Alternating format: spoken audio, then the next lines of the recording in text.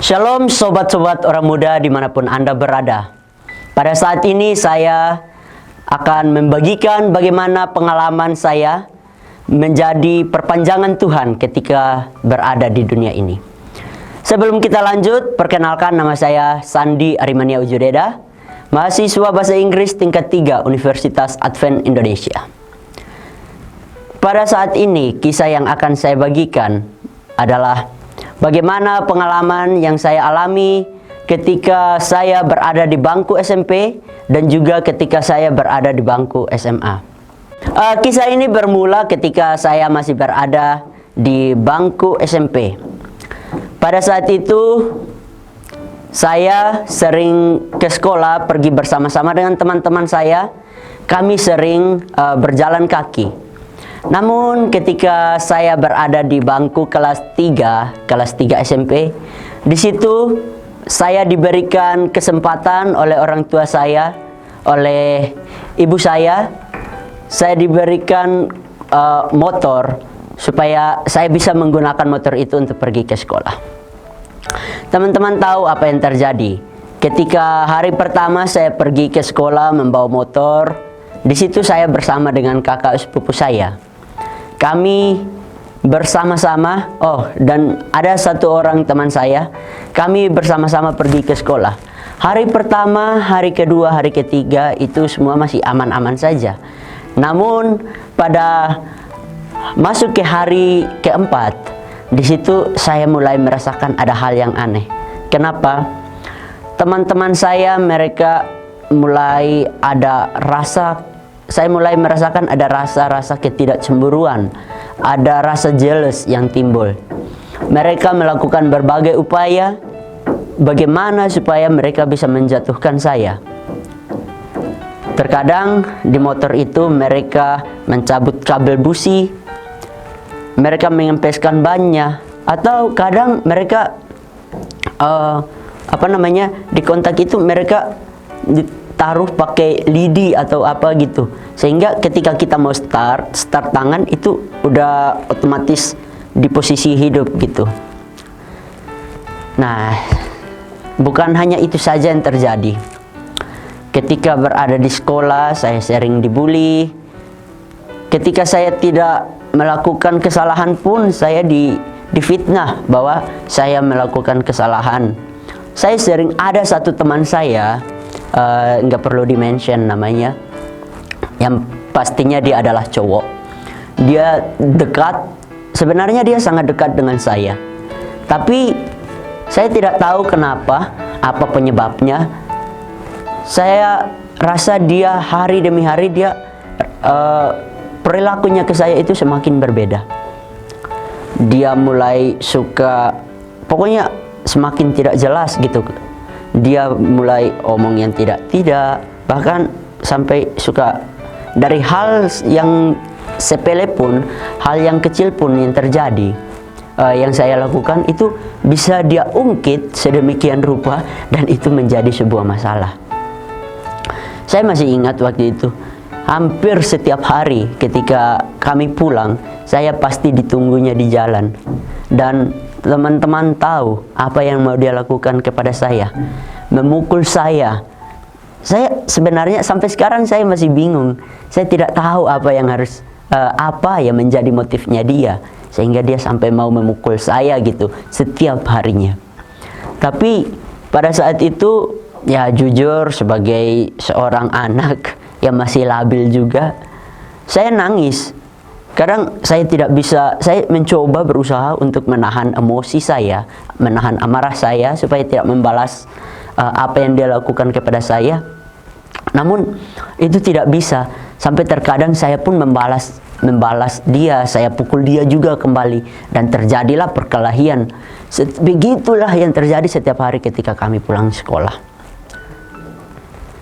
Nah, teman-teman tahu, akhirnya suatu saat saya memutuskan, kalau begini terus, ini tidak akan menjadi sebuah solusi. Maksudnya tidak akan ada solusi gitu. Yang ada malahan hubungan kami semakin hancur.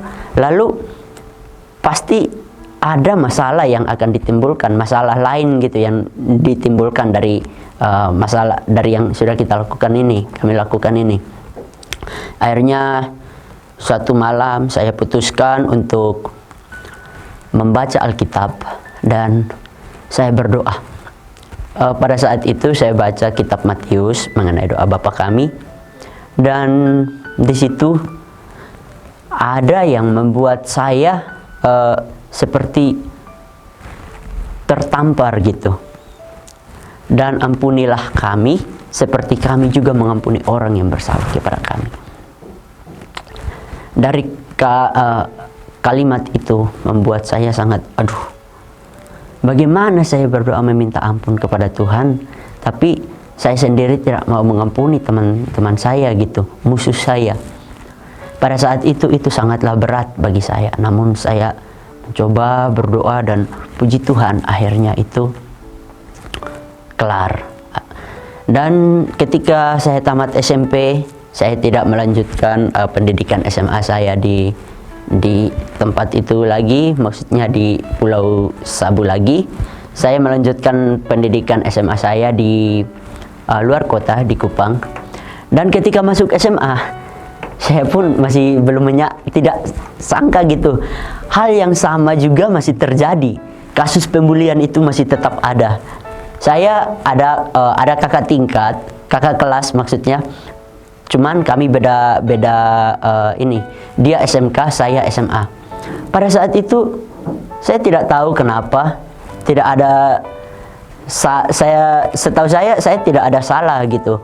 Saya pergi ke kantin, lihat dia di situ bersama dengan teman-temannya. Ya saya seperti biasa, lihat orang saya senyum gitu, lalu kadang menganggukkan kepala menundukkan kepala gitu. Tapi ini tiba-tiba saya dipanggil, terus ditanya, "Lu kenapa lihat-lihat?" gitu. Saya bilang, enggak apa-apa, cuman ini aja, lihat aja." "Terus kenapa senyum-senyum?" "Nggak apa-apa." "Emangnya nggak boleh gitu?" Terus dia bilang, "Ya nggak boleh lah." Lah saya juga heran, ini orang kok kayak gini gitu. Padahal kan saya kan sudah mencoba untuk nge-treat dia dengan baik gitu kan. Tetapi dia menanggapi itu dengan hal yang berbeda gitu. Dan yang terjadi tiap kali saya bertemu dengan dia selalu menarik baju saya, leher ini, dan sering angkat saya lalu ancam dengan berbagai macam lah kata-kata apa segala macam. Kadang ketok kepala saya gitu dengan tangannya, atau kalau enggak dipukul gitu. Dan itu merupakan sesuatu yang sangat-sangat menyebalkan buat saya. Saya sangat tidak suka itu pada saat itu. Namun ya karena saya masih baru juga, belum ini juga, saya cuma bisa menangis. Tiap hari, tiap pulang sekolah, saya selalu menangis, berdoa sama Tuhan,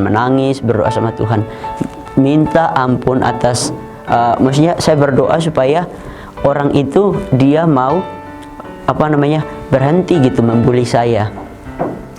Dan ya begitulah yang terjadi. Setiap kali saya pergi ke sekolah lalu saya melihat ada sosoknya dia, saya berusaha untuk menghindarinya. Tapi ya kadang udah nggak sempat menghindar lagi, udah terlanjur ketemu ya dibully lagi gitu. Akhirnya ya begitulah yang dilakukan setiap hari. Hingga suatu saat saya itu mungkin sudah sekitar 1 tahun kali kalau nggak salah, saya bertemu lagi dengan dia. Di situ di pikiran saya, waduh ini mampus, ini sudah pasti dibully lagi, ini sudah pasti dibuat habis-habisan lah, intinya dipermalukan apa segala macam. Tapi saya kaget pada saat itu dia sapa saya dengan sopannya gitu, katanya, "Hai Sandi, kamu mau kemana?" Di situ saya langsung terkejut, ada apa gerangan? Tumben dia baik ke saya gitu. Kan selama ini kalau dia lihat saya kayak kucing dengan tikus gitu. Akhirnya ya udahlah, saya pun menjawab sapaannya dia. Akhirnya kami ngobrol ternyata asik. Teman-teman,